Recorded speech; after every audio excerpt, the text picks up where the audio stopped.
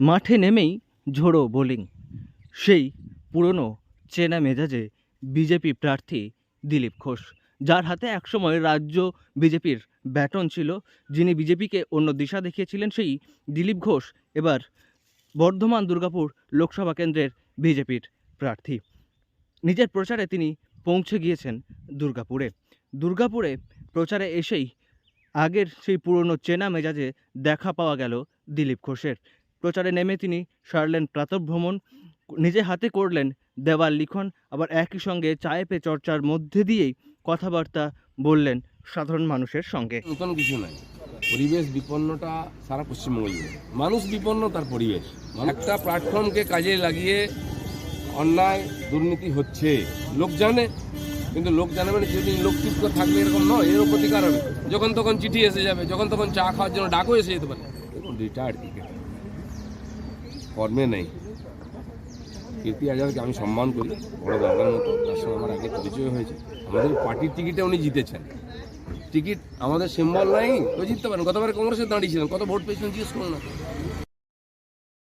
এদিন দুর্গাপুরের একটি বেসরকারি হোটেল থেকে বেরিয়ে দিলীপ ঘোষ দুর্গাপুরের সিটি সেন্টার এলাকায় প্রাতঃভ্রমণ সারেন, যান অম্বুজা কলোনি এলাকায়, সেখানে সাধারণ মানুষের সঙ্গে কথা বলেন।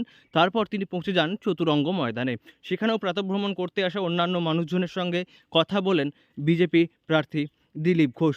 এরপর তিনি জাতীয় সড়কের ধারে একটি চায়ের দোকানে গিয়ে চা খান এবং তা একই সঙ্গে সেখানে উপস্থিত সাধারণ মানুষের সঙ্গে কথা বলেন এবং তিনি আশাবাদী নিজের জয়ের ব্যাপারে।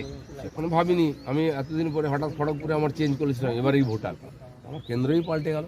ভোটার হওয়া কি আছে, 1 মাসের ব্যাপার, এটা অ্যাপ্লাই করলেই হয়ে যাবে। আগে তো এখানকার মানুষ আমাকে স্বীকার করুন নিজের বলে, তবে তো আমি নিজে হিসেবে। আপনি আশাবাদী? আশা নেই ভাই, আমি জিততেই যাই যেখানে যাই, আর রেকর্ড সেটাই বলে।